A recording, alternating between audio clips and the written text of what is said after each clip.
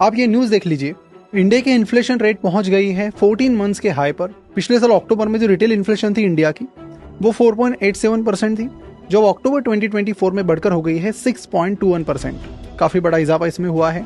अब जो reserve bank of India ने आरबीआई है वो हमेशा चाहता है कि ये जो इन्फ्लेशन है 6% से कम रहे, लेकिन अब उस सीलिंग से भी ऊपर चला गया है, यानी कि चीज़ें अब महंगी हो रही है। अब ये तो न्यूज़ नंबर 1 थी।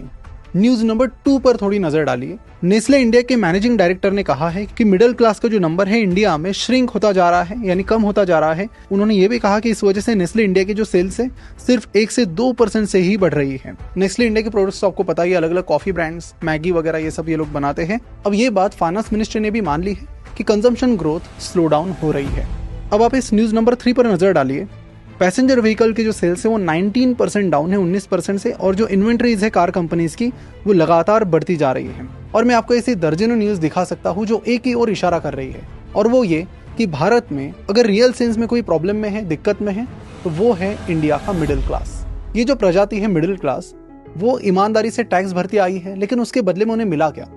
तो हिस्टोरिकली अगर देखा जाए तो उन पर टैक्स लगातार बढ़ाए गए हैं, और उसके बदले में उन्हें बेसिक फैसिलिटीज तक नहीं मिलती है।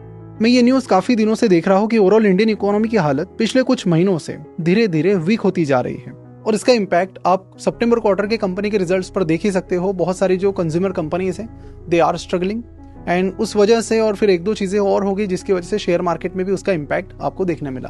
पर फिनोशंस पर हम जो भी बात करते हैं वो फीलिंग्स की नहीं बल्कि डेटा और फैक्ट्स की करते हैं।